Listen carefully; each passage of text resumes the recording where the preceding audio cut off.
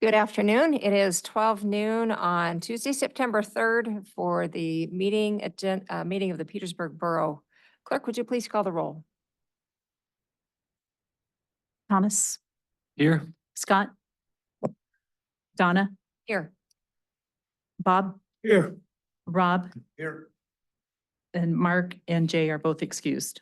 Yes, thank you. Next is a voluntary pledge of allegiance.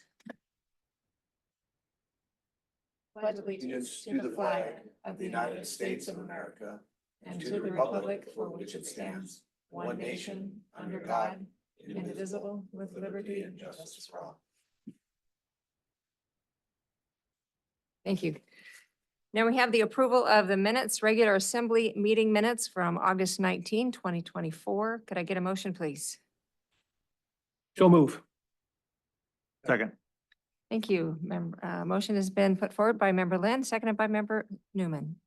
Any discussion? Approval? Clerk, would you please call the roll? Rob, Yes. Bob, Yes.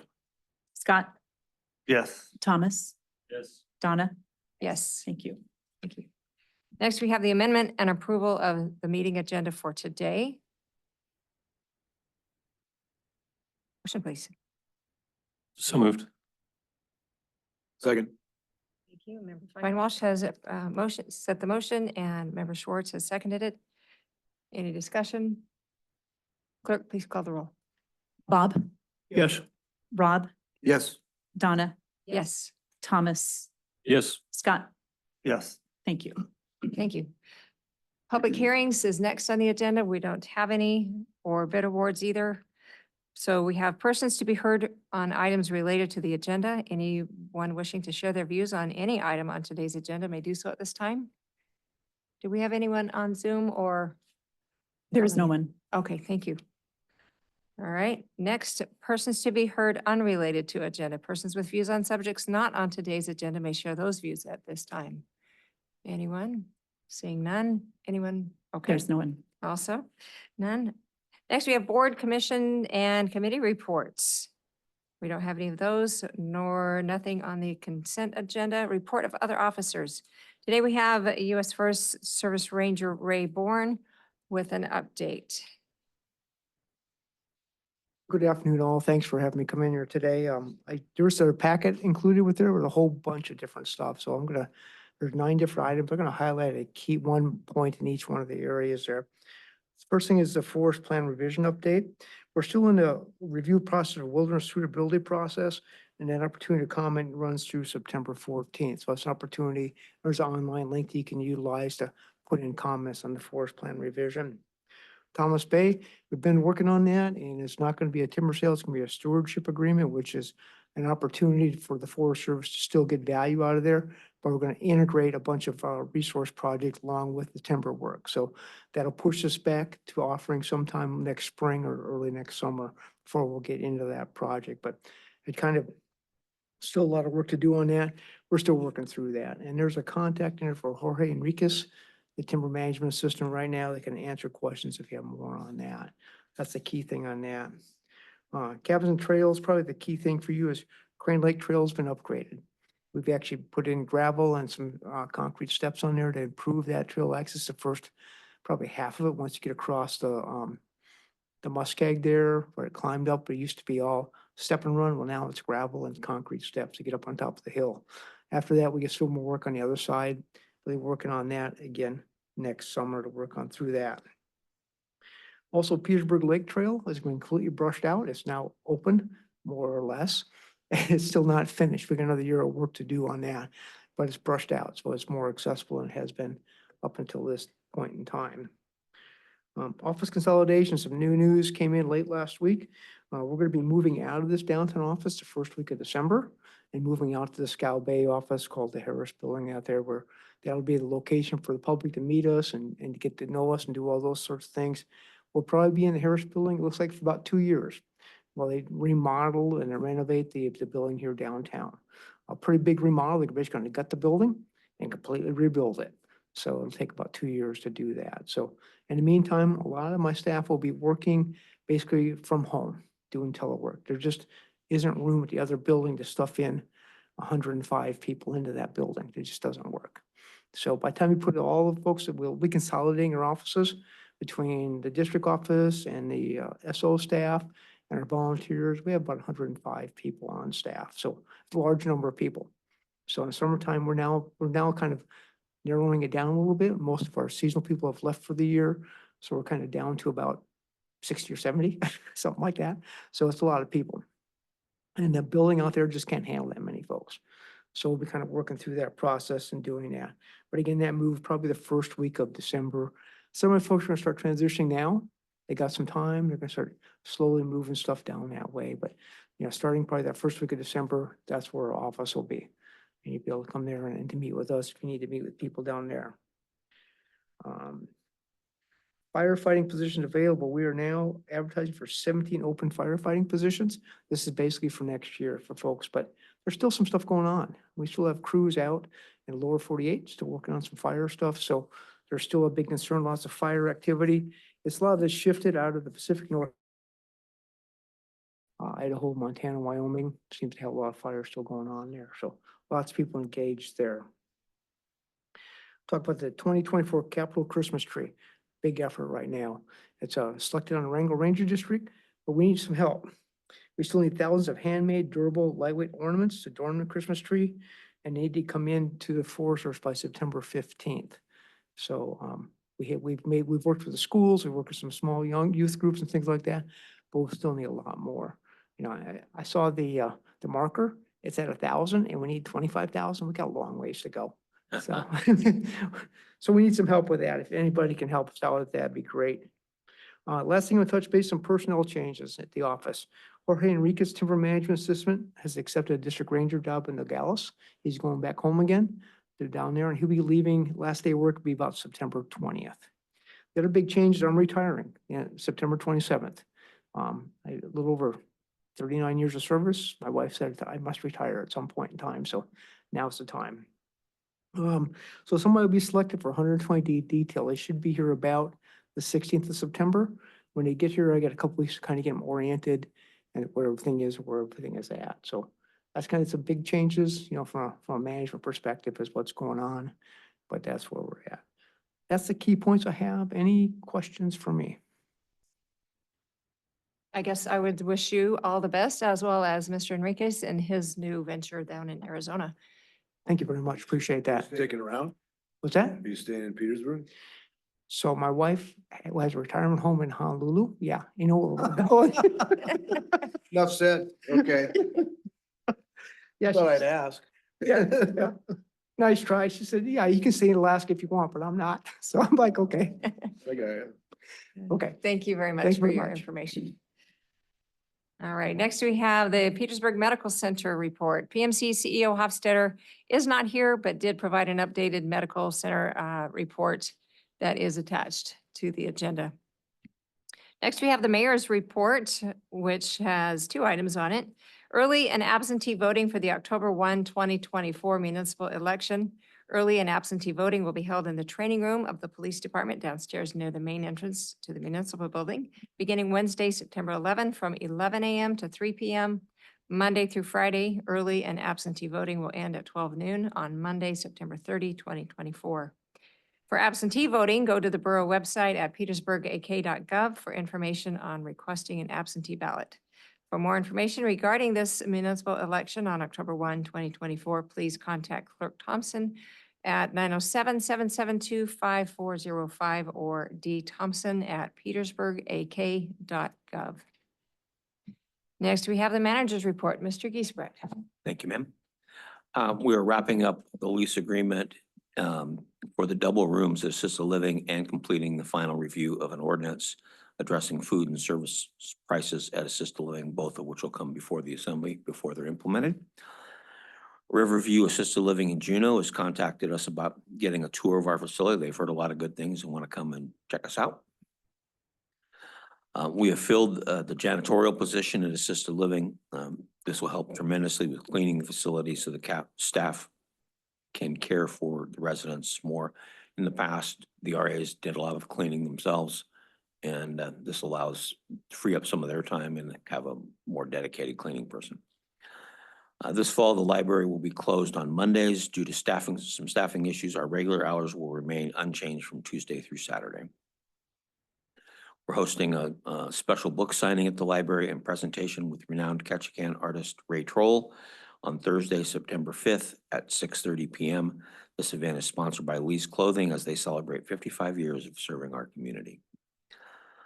I've reached out to Horion Associates to get a proposal for permitting and engineering for Banana Point. Big thanks to the Denali Commission for the $900,000 grant to repair the breakwater. Martin and his crew are helping with the retrofit of the Parks and Rec restroom at the north end of Sandy Beach Park, which will permit allow year-round operation of the bathroom up there. We had some complaints from folks who kids were playing at the playground and there was no bathroom open. So we are taking steps to fix that. Streets crew dug a new trench to facilitate installation of fiber communication line from 14th Street to the wastewater plant. The new line will increase communication transmission speeds over the DSL service currently in place. We have been working on correcting some longstanding manhole issues throughout town. The crew repaired one failing manhole lid and frame at 1304 North Nordic and brought an inaccessible manhole up to grade at 22 Singley Alley. There are several more on the list as time permits. Assistant Director Morrell is working up specifications and cost information for the proposed replacement of a street sweeper. Our current sweeper is still operational and not scheduled for replacement yet, but has proven inadequate for the job it needs to perform. The proposed replacement will be presented to the Assembly for consideration during the next supplemental budget process. We have gone back and forth on this. We've got residents that don't like, would like us to do a better job sweeping, and the current sweeper really can't do that. So we'll bring it to the Assembly for you guys to take a look.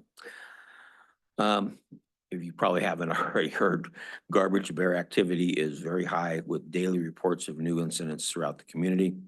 We suspect that most of the issues result from, one or two problem bears that have learned the wrong habits and are now targeting garbage as their primary food source.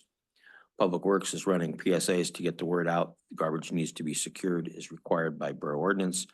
And we are also providing bear straps for individual garbage cans upon request. I know the police have been working with Fish and Wildlife and, working on various methods to try to chase these bears elsewhere. As part of the work to supply electrical service to the work building, the line crew successfully cut over a portion of the distribution system from circuit 62 to 63. This will help balance our circuits in our system with help from sectionalizing when Power and Light is restoring power to the community. Power and Light has also received comments from FERC on our seismic hazard analysis and stability analysis that was completed last year. We'll be consulting with our dam safety engineer on the next steps to address any of FERC's comments. Power and Light is also working with the Forest Service on the permitting and agreements to upgrade the service to the district office building you heard about.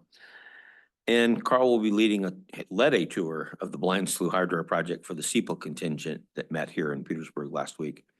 Many thanks to the Assisted Living Department for the use of their van for the field trip. Police officers are conducting extra patrols at the school, and Chief Kerr attended a safety meeting with the Petersburg School District. This including provided some traffic control for the cross-country meet. We have successfully replaced the weight room window with the help of Public Works at the community center, and new fall schedules for the pool and gymnasium are out. Please make sure to check the schedules posted around the community center on Facebook and on the Parks and Rec website. The new gym schedule on September 9th to account for youth basketball program, which still does need coach volunteers. Stephanie will be hosting a survival class on September 6th and 7th. Registration is limited to 20 kids. Parents encouraged to join. Topics include personal flotation devices, materials, and water, knot tying, emergency kit preparation, signaling and shelter building, flares, and fire building. We'll be joined by Bjorn Stolpe from our search and rescue group and Aaron Hankins. More information will be out very soon. Jim Holder joined the department as our new building official on August 20th. He will be working towards securing the needed certifications in the coming months. We are completing maintenance on some empty apartments at elderly housing, should have 2 new residents in. Enterprises completed work on temporary access to the elderly housing greenhouse entrance and has ordered supplies for the main entrance repair project. We are short on staffed in many borough departments, including Parks and Rec, EMS, Police Department, Assisted Living, and the library. So if folks are out there interested, please talk to Becky or check out our website. I continue to work with staff and the borough attorney on the proposal from American Cruise Lines. We will invite them back to address the assembly and answer questions in the fall. Slowdown in summer harbor traffic has allowed for some staff to concentrate on annual maintenance projects like cleaning docks and floats, power washing the launch ramp and float cleaning stations, mucking out grids, and power washing the grid beams, vents. Harbor staff continues to work on plans on removal and demo of 2 large vessels in the harbor, pardon me.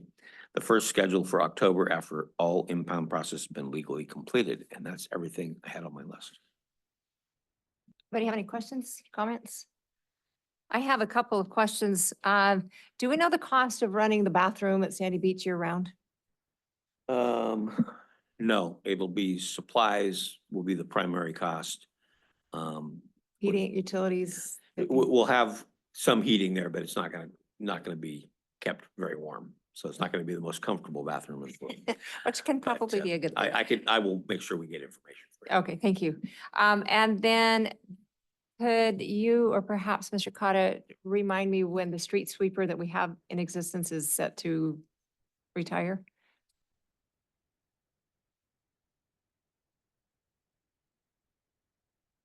So we acquired that sweeper in 2015. And I believe it was programmed in with a 25-year lifespan. I'll double check that, but it's not coming up for replacement anytime soon. And we, shortly after we acquired it, realized it wasn't as efficient as the old sweeper. And we kind of made do for a while because we had the old one still and we kept it in a backup role. And so we could use it for the accumulation, in the spring. You have all that sand that's built up on the roads and it's pretty tough. It's kind of a crusty buildup. And that's what our current sweeper doesn't do very well. It's not good at breaking that stuff up and picking it up. And we used the old one in that capacity for a while. And it burned up in the fire back in 2019. So since then, the sweeper we have in service has been the only sweeper available. And it just doesn't do the job for picking up that the bulk amounts of sand, especially right at the beginning of the season when everything's kind of hardened onto the road. And we've made every kind of adjustment. We've pushed that thing as hard as we can, and it's not doing the job to our satisfaction. And we've received a lot of complaints from citizens as well that it's just not, that they remember things being a little different back in the day. And in this case, they're right. The old sweeper did a better job. So we're gonna present some information to the assembly with the next supplemental budget on swapping that thing out and getting something that is closer to what we had before that we feel like would be a lot more efficient and effective doing the job. So. Okay, thank If I you. may jump in just to add to it. So Chris is being very nice and with his response. We probably wouldn't have adjusted this if it wasn't for some folks in town who complaining. It's a vacuum sweeper is what we use. It does not pick up wet material very well. So it does leave, to be really successful, we need a bunch of dry days in a row. So the material dries out and then the vacuum sweeper can work real well. Obviously this is a year and most years we don't have a lot of dry days in a row, especially early on in the spring when people really want this stuff removed. The challenge is we can go to a manual sweeper. This is what we'll be bringing to the assembly to look at, which can move all that material. At the same time, it creates a lot more dust when in operation. So it's really a question of one or the other. We either deal with the dust from a big manual sweeper, which will pick up all this stuff much faster and easier, or we can have a vacuum sweeper like we have now, which has a tendency to not pick this stuff up overly well. So it takes much, much longer for Chris's crew to get the streets clean. So normally this is something we wouldn't really talk much about. We just order a new one, except what's a manual sweeper, Chris? A couple $100K? Yeah, I 250 was, I think, the number I'd thrown out there before, but we're working on getting a better idea that we'll present with the supplemental budget. Which is why we've held off, is that they're incredibly expensive. So anyway, it's gonna be a tough decision as far as do we spend the money on something that we haven't really budgeted for, which would make some people very happy, but it's also a pretty expensive purchase that we weren't really ready for. Anyway. Right, thank you for that information. And then one more point I have is the assisted living. We have double rooms, double occupancy. I have some concerns about that and seeing my mother in her own situation where she wasn't sharing a room, but had other residents were too close and there were some problems. So I do have some concerns about that. I'll be interested to see what kind of agreement is brought forth on that. All right, moving on to unfinished business. There is none, so we have new business. We have derelict boat disposal. Bucks Marine Service provided Harbor Master Wolin with a quote for derelict vessel removal services for the fishing vessel Pacific Queen for an amount not to exceed $83,200. Could I get a motion, please? So moved. Second. Thank you. Member Fine Walsh, but for the motion, Member Newman seconded it. Any discussion? Yes, Mr. Lynn. I have a question. Is there a reason we didn't go out and advertise under and put it out as a contract? I've been asked that by a number of folks around town. And then I guess as part of that question in the future, are we going to do that type of thing, or what's your idea and approach? Through the mayor. We have been working on going through the code and getting all of this stuff brought up to speed, and nobody's come and talked to me about wanting to do this project. I've contacted numerous contractors and they don't want to touch it with a 10-foot pole. So we had a fellow that came forward and was moving forward with the original owner to remove a lot of the stuff that was, if it were to sink at the float, would be really problematic for the disposal of it. So he was familiar with the project, and I just continued working with him as we were moving through the process all summer. And so he's given us this number, and we brought it to you to move forward on it. I don't know if it could survive a winter without doing some real damage. So again, it's been on the front page of the newspaper. Anybody that has interest in doing this, they know that I'm there and wanting to talk about removal. So I feel like this is kind of the one guy that has been willing to talk about it, and he provided us with the number that we brought to you. And that's really, this is where we're here, why we're here now. So, no, we didn't go through a formal submittal request or anything like that. There isn't anybody else in town. I talked it over with the lawyer, and she suggested that we just move forward and bring it right to you to make the decision and move forward. So, we can always go backwards and post it for however long you want and see if we get somebody that'll come forward to remove it. There are other people elsewhere in Southeast that, come push to shove, have done this for other communities, but it's not like there's this business plan out there that you can, go to other people. And then that would require, people coming all the way to Petersburg to do it, and the cost of mobilization gets to be pretty expensive too. So anyway, that's kind of why we're here today, to ask you to. So pull Thank you. trigger what would on the that. timeline look like? I mean, if you were to put it out to bid is what you're talking about, right? What do you think? Well, I mean, has the harbor board talked about this or advisory board, No, anything like that? No, they haven't had a chance to meet since last spring. This boat is ready to sink.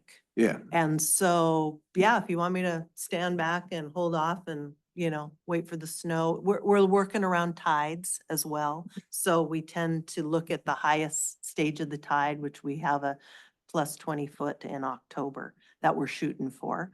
And sure, there could be more later on in the winter time, but then you run the risk of not being able to get anything up the Baylor Hill once it starts to get icy. And so, take a walk down to the end of Sea Float and take a look for yourself if you wanna. oh, I run by that boat all the time. Yeah, if you wanna, day. risk it, we sure could, we could risk it. Again, this information, we've been all watching this boat for a while now. If you've been in the harbor and if you've, read any of the front page newspaper reports, shouldn't be a surprise to anybody that's interested in this business. And I've had people approach us that, I asked them, supply me with a quote, give me a number. Give me a number if you're interested in doing this. And we can move forward from that. And this guy did it, so.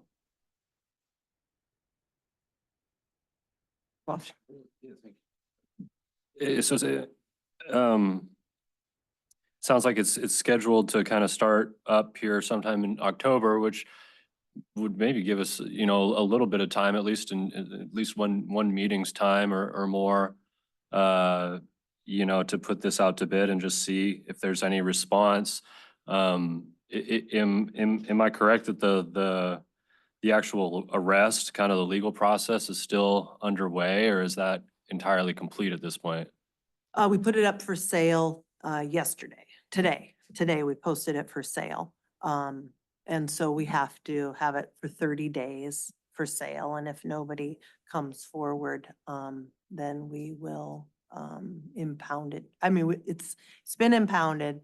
It's up for sale. That's the process. And at the end of the 30 days, then you can dispose of or sell it for $1 or, whatever.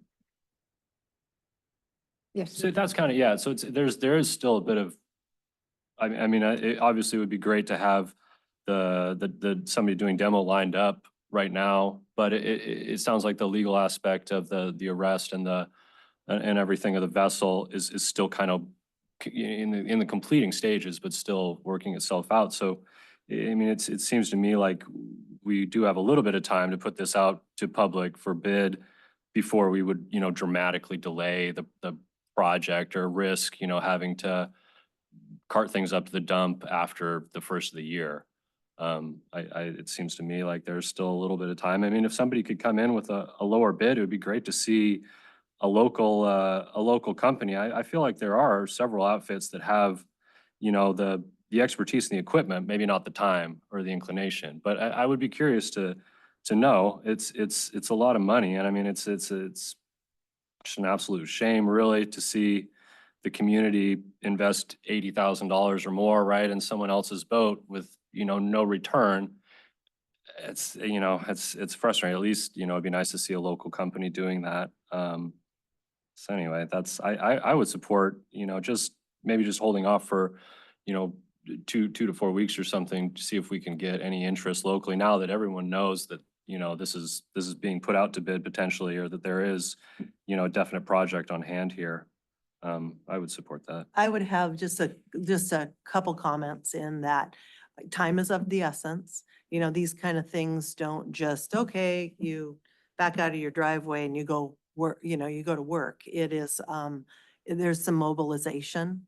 There is, we're kind of at the 11th hour anyways with this fellow. He needs to, he's already put in a request to get some money up front to get his team to town to do it. So that's the only thing is that we we might just scare him off and then we are where we are and it's an emergency situation. So that's the only thing I bring up.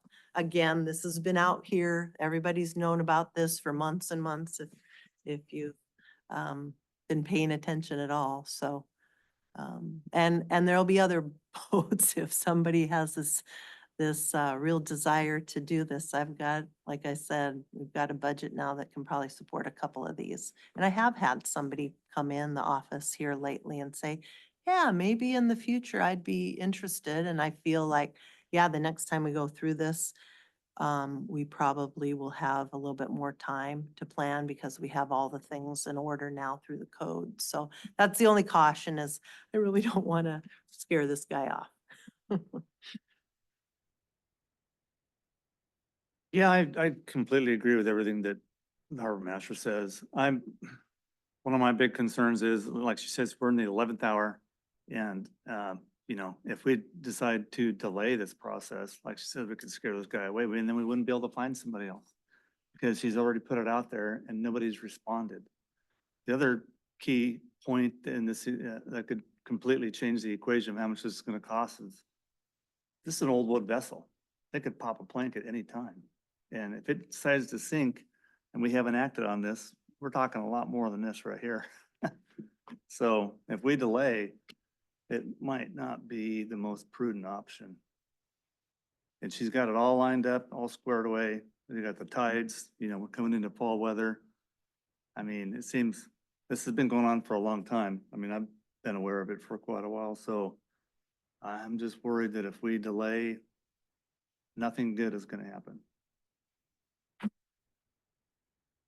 Member Len?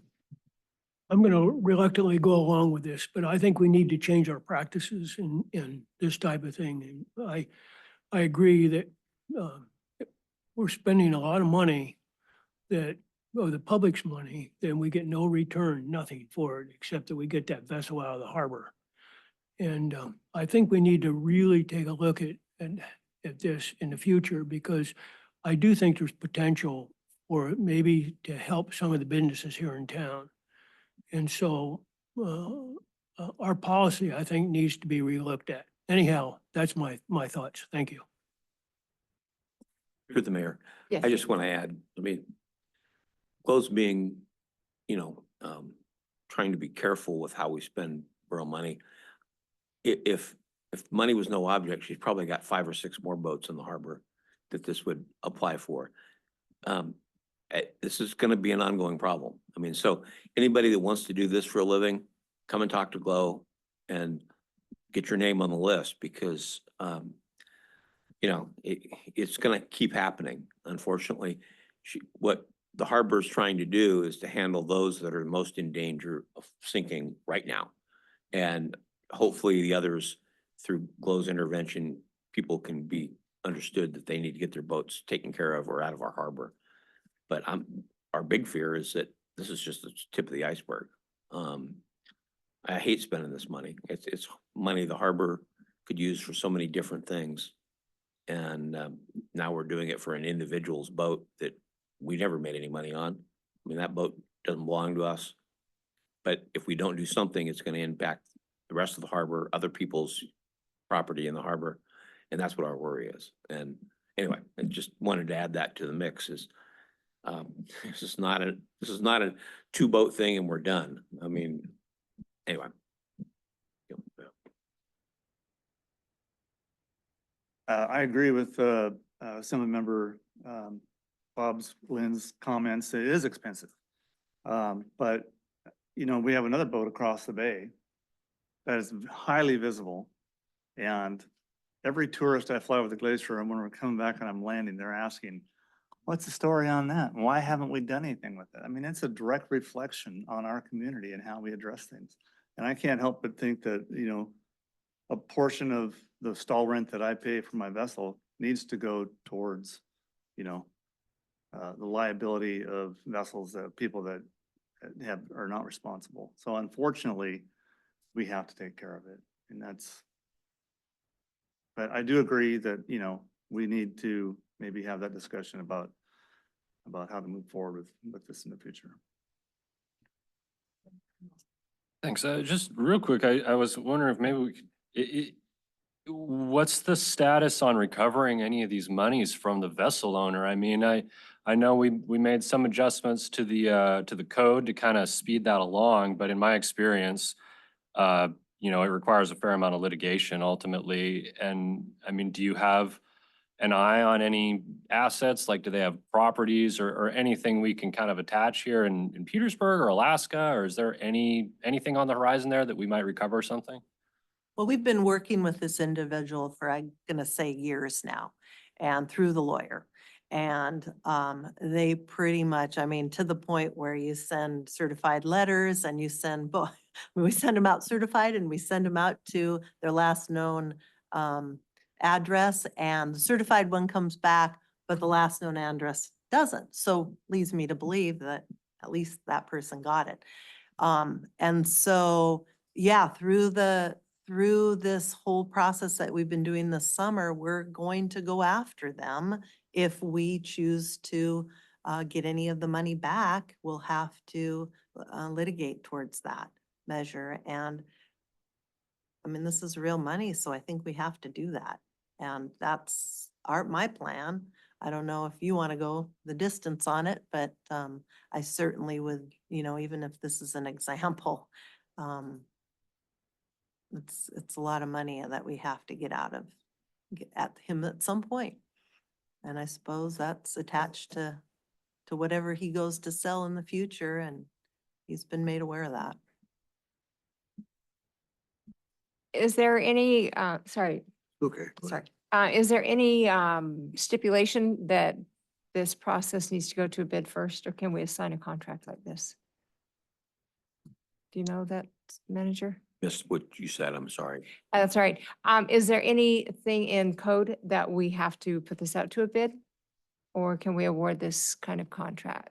Assembly through, yeah, the assembly can award it without going through bid. And when we have, generally what we run into is a, you know, single point, we only have one legitimate bidder or interest in it, we can award it that way as well. But it has to come in front of the assembly as well. I mean, it's one of the delaying it. If it got delayed, you're probably looking at before, because it has to come back in front of the assembly to award the bid. So you're probably looking at this, maybe the second meeting in October before it could be awarded. And again, I don't know schedules and tides and stuff, so how much that changes everything. But, you know, honestly, this is one of those things we're doing a lot of things at the same time. We're trying to get an ordinance built that allows us to go after people for their, you know, their assets if necessary. Getting this all done because it's becoming a critical mass. This is, again, I said it, we got 2 boats that are very dangerously potentially going to sink or give us a problem in the harbor. We got a few more that are the next level behind. And with the new ordinance in place, we'll have more time, you know, so we can look at tight schedules and, you know, probably do bids on those without as much hassle as we've gone through this time, as we wrote an ordinance and still have to get that in front of, you know, had to get it in front of the assembly. All of that won't have to happen next time. Okay, thank you. Member Schwartz. Well, back to what Bob was saying, yeah, we need to take care of this. We'll take care of it. What's gonna happen in the future then? You know, after this one, what does it look like? What's the process, you know, as far as identifying the boats, getting them out to bid, you know? And so we're not waiting for a boat to sink. Sure hope not. Yeah, okay. Any further discussion? Can I get let's go for a vote then. I make a motion. We need a motion. Actually, we do right? have the motion. We do have a motion. We do have the motion. Okay. So I guess, would you call the roll, please? Scott, Yes. Bob, Yes, Rob, Yes. Tom, Yes.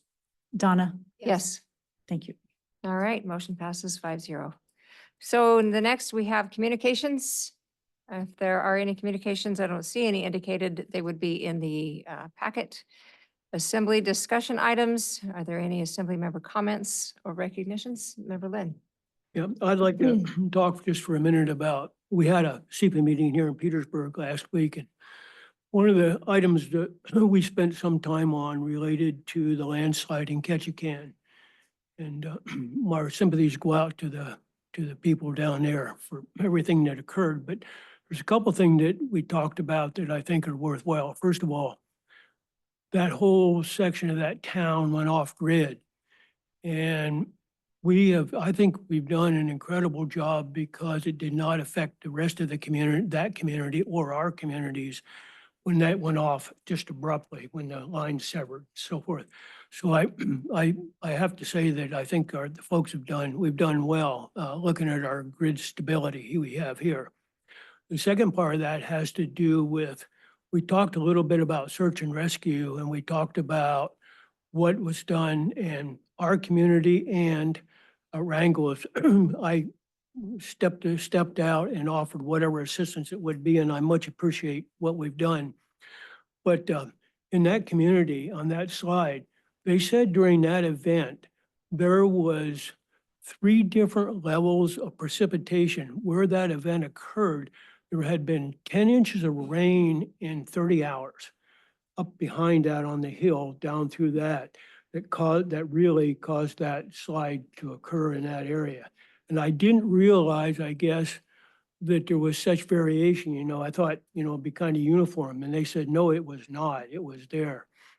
But then the other point I want to make is it had to do with stability. The state geologist has come in now and they're doing an assessment of that whole area there and behind. But the question I think that the city is going to have to look at is, will you ever be able to put any kind of housing or so forth, either in below or above that? And I think that's going to be a very critical question that Ketchikan's going to have to answer. It's one, obviously, it affects the incomes, it affects their infrastructure, everything there. It was an interesting discussion, and those points I'm talking about really kind of stood out to me during that.